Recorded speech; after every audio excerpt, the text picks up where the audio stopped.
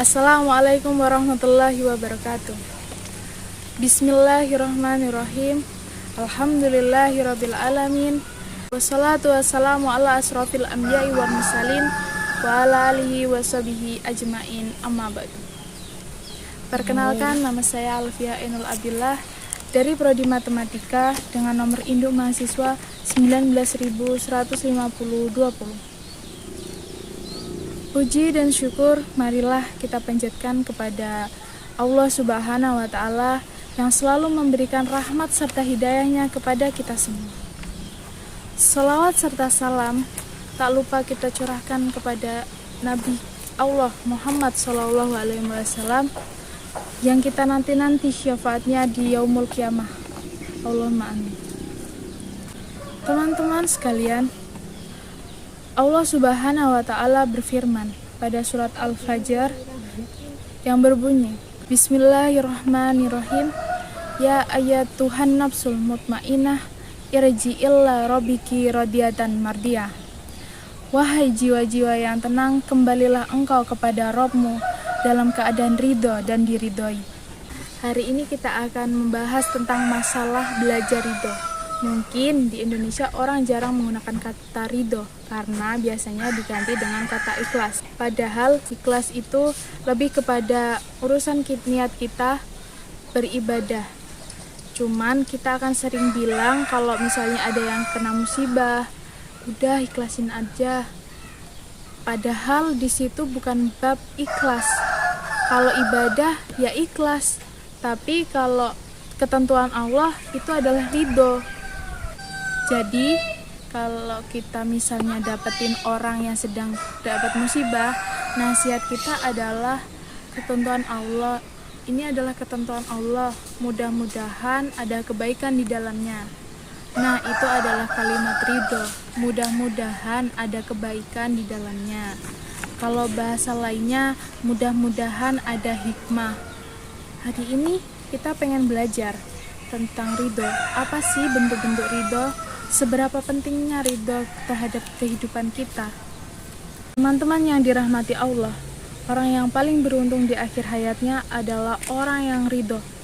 Makanya Allah berfirman pada surat Al-Fajr tadi, panggilan kepada orang-orang yang ridho ketika dicabut rohnya, ketika dicabut nyawanya, Allah memanggil mereka dengan panggilan jiwa yang tenang. Padahal kita tahu sakaratul maut itu adalah keadaan yang paling sulit, sampai Allah menggambarkan di surat Al-Qiyamah yang berbunyi Bismillahirrahmanirrahim. Kalla idza balagatit taraqi wa qila maraq wa tanna annahul firaq. Itu gambaran tentang keadaan orang-orang ketika sakaratul maut, ketika ruhnya tersedak sampai tenggorokan. Tiba-tiba ditanya, siapa yang bisa menyembuhkan kamu hari ini? Dia langsung menyadari, udah gak ada lagi yang bisa menyembuhkan dia. Dan dia mulai mengerti, itulah waktu perpisahan. Dia hanya bisa menatap wajah keluarga yang dia sayangi, dia cintai untuk terakhir kalinya. Dan setelah itu, dia akan meninggalkan semuanya. Ketafatis saku bisak. Tiba-tiba betisnya bertahun menahan rasa sakit yang luar biasa. Dalam kondisi seperti itu, ternyata ada orang yang sangat beruntung. Siapa mereka? Mereka yang Allah panggil dengan kalimat Ya ayatun nafsul mutmainnah. Mau meninggal, nyawanya sudah berada di tenggorokan. Mau taubat, udah gak diterima sama Allah. Dia harus berpisah dengan semua yang dia cintai di dunia, keluarga, harta, dan seterusnya. Tapi dia termasuk orang yang bisa tenang menyambut kematian, yang hatinya tenang, wajahnya berseri-seri. Siapa mereka? Mereka adalah orang yang ridho, orang yang menerima ketentuan Allah selama hidupnya. Itu pentingnya sifat ridho. Terus lawannya ridho apa? Lawannya ridho adalah kufur. Kufur, dia protes gitu dengan ketentuan Allah. Ya Allah, kenapa saya diginiin? Ya Allah, apa maumu? Ya Allah, Engkau tidak adil.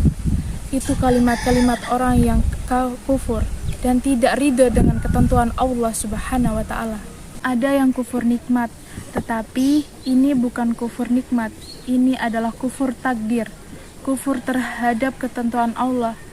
Sehingga kalau dia menghabiskan usianya dengan protes, mempertanyakan ketentuan Allah, keputusan Allah, kehendak Allah. Kenapa saya gini? Kenapa pasangan saya gitu? Kenapa hidup saya gini? Maka ketika akhir hayatnya menjadi orang yang tidak ayatun nafsun mutmainnah. Jadi salah satu di antara keistimewaan ridho itu adalah melahirkan tumakninatul qalb, rasa tenang di hati kita. Kalau kita ridho dengan semua keputusan Allah, hati kita akan merasa tenang dan bahagia. Nggak ada hal yang mengusik perasaan kita atau membuat kita merasa nggak nyaman. Kenapa? Kita tenang, kita menerima semua ketentuan Allah. Lalu gimana caranya biar kita bisa tenang, bisa bahagia dengan ridho ini? Karena nggak semua yang terjadi kita bisa menerima, nggak semua yang terjadi kita bisa ngerti.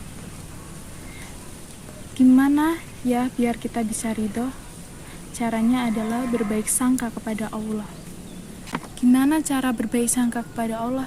Katakan untuk diri kita sendiri, la'allahu khair. Mudah-mudahan di dalam ketentuan ini ada kebaikan. Mudah-mudahan ada kebaikan. Mudah-mudahan ada kebaikan.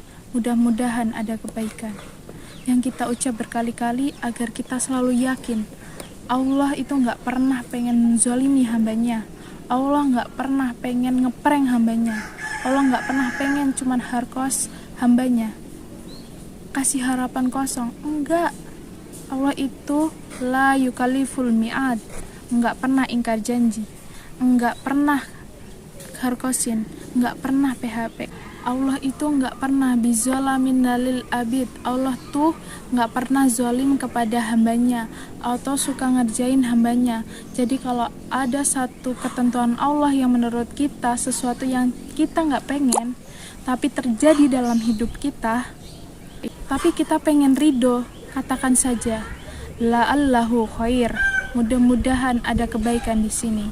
Sehingga dengan kita katakan mudah-mudahan ada kebaikan di sini, kita sudah berbaik sangka kepada Allah. Kita sudah berbaik sangka kepada Allah Subhanahu wa Ta'ala, dan Allah persis seperti apa yang kita prasangkakan. Dari Abu Hurairah radhiyallahu anhu berkata, Rasulullah SAW bersabda, sesungguhnya Allah berkata, aku sesuai prasangka hambaku padaku, dan aku bersamanya apabila ia memohon kepadaku. Hadis riwayat Muslim. Maksud dari hadis itu adalah aku tergantung prasangka hambaku kepadaku. Kalau kamu berprasangka baik kepada Allah, maka kamu akan mendapatkan apa yang engkau prasangkakan itu. Cara ridho, katakan Allahu khair, mudah-mudahan ada kebaikan di sini, baik terhadap sesuatu ketentuan Allah, masalah takdir hidup, ataupun ridho terhadap sesuatu perintah Allah. Kenapa Allah suruh kita beribadah puasa? Bilang aja Allahu khair, mudah-mudahan ada kebaikan di sini. Kenapa saya punya orang tua kayak gini? Bilang saja Allahu khair, mudah-mudahan ada kebaikan. Kenapa saya diterima di sekolah ini? Bilang saja Allahu khair, mudah-mudahan ada kebaikan di sini. Hingga kita kayak nggak iri sama teman kita karena kita bisa menuntut ilmu di mana saja. Kenapa kita dikasih badan kayak gini? Bilang aja Allahu khair, mudah-mudahan ada kebaikan di sini. Sehingga kita nggak insecure sama teman kita yang lebih glowing. Kenapa pasangan kita kayak gini? Bilang aja Allahu khair, mudah-mudahan pada pasangan kita itu ada kebaikan yang tidak ada di tempat lain. Sehingga apapun yang kita alami, perintah apapun yang kita dengar dari Allah, kita menerimanya dengan sami'na wa ata'na. Saya mendengar, saya taat ya Allah. Saya tahu engkau tidak akan memerintahkan sesuatu kecuali ada kebaikan di dalamnya. Allah, kata Allah, tinggalkan riba. La'allahu khair, mudah-mudahan ketika kita meninggalkan riba ada kebaikan di dalamnya. Kata Allah, Tutuplah auratmu. La'allahu khair. Mudah-mudahan ada kebaikan di saat kita menutup aurat. Kata Allah, maafkan saudara-saudaramu. Yang kita maafin, mudah-mudahan ada kebaikan di saat kita memaafkan. Semua perintah dan larangan Allah kita terima dengan ridho, karena kita percaya la'allahu khair, ada kebaikan di dalamnya. Mudah-mudahan di tahun baru Islam ini kita benar-benar bisa belajar. Kalau orang Jawa bilangnya nerimo. Apapun ketentuan Allah dalam hidup kita, apapun perintah dan larangan Allah dalam syariat kita terima saja. Kenapa kita terima? 1, supaya hati kita tenang, gak banyak protes. 2, karena kita percaya Allah gak akan menyuruh sesuatu kecuali di dalamnya ada kebaikan.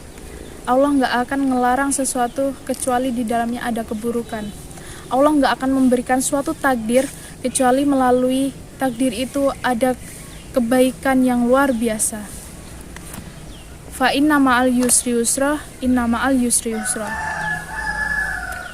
Bersama dengan keburukan ada kebaikan, bersama dengan kesusahan ada kemudahan. Barakallah. Demikian yang dapat saya sampaikan, semoga dapat bermanfaat bagi kita semua. Ada kurangnya saya mohon maaf, lebihnya itu dari Allah Subhanahu wa taala. Akhirul kalam, subhanakallahumma wa bihamdika asyhadu an la ilaha illa anta astaghfiruka wa atubu ilaik. Wassalamualaikum warahmatullahi wabarakatuh.